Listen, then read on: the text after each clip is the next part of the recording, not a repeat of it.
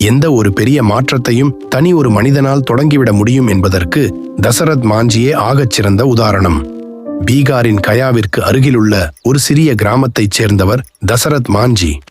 ஒரு நாள் அவர் மலைப்பகுதியில் வேலை செய்து கொண்டிருந்த போது அவருக்கு உணவு கொண்டு வந்த அவரது மனைவி பால்குனி தேவி எதிர்பாராத விதமாக மலையிலிருந்து கீழே விழுந்து பலத்த காயமடைந்தார்.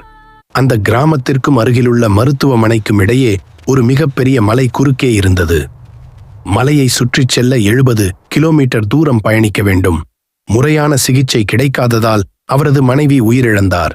தன் மனைவிக்கு ஏற்பட்ட கதி இனி யாருக்கும் ஏற்படக்கூடாது என்று தசரத் மாஞ்சி ஒரு விசித்திரமான முடிவை எடுத்தார். இந்த மலைதானே எங்களை தடுத்தது, இதை நான் தகர்த்து வழி உருவாக்குவேன் என்று கையில் ஒரு சுத்தியலையும் உளியையும் மட்டும் எடுத்துக்கொண்டு கிளம்பினார். கிராம மக்கள் அவரை பார்த்து எள்ளி நகையாடினர். பைத்தியம் பிடித்துவிட்டது என்றார்கள். ஆனால் அவர் எதையும் காதில் வாங்கவில்லை. 1960 தனது பணியை தொடங்கினார். கொளுத்தும் வெயில், உறைய வைக்கும் குளிர், பசி என அனைத்தையும் தாண்டி ஒரு நாளைக்கு சராசரியாக 12 மணி நேரம் மலையை பிளக்கும் வேலையை செய்தார்.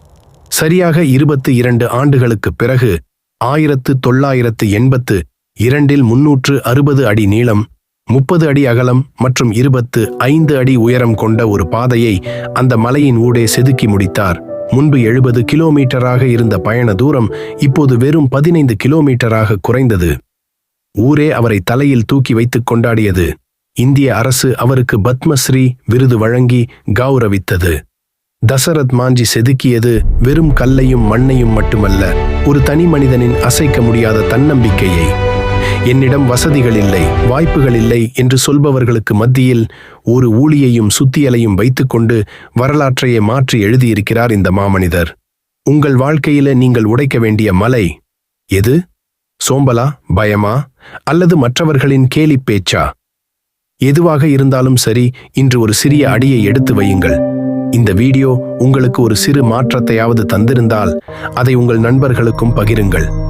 இது போன்ற வாழ்வியல் உண்மைகளை தெரிந்து கொள்ள நம்ம சேனலை சப்ஸ்கிரைப் பண்ணுங்க. மீண்டும் அடுத்த ஒரு நல்ல வீடியோவில் சந்திப்போம். நன்றி, வணக்கம்.